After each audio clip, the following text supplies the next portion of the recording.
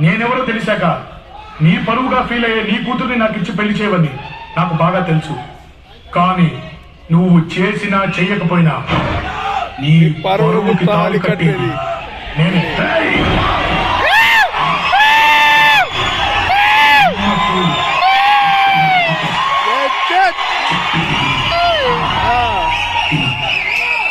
చూడు, నీకు విజయదశమి వరకు టైం ఇస్తున్నాను. ఈ లోపు నా ఆస్తులు మొత్తం నాకు హ్యాండ్ ఓవర్ చెయ్యి. తెలుసుగా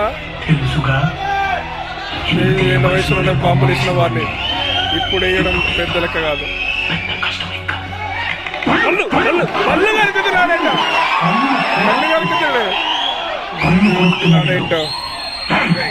విజయదశమి నీ ఆఖరి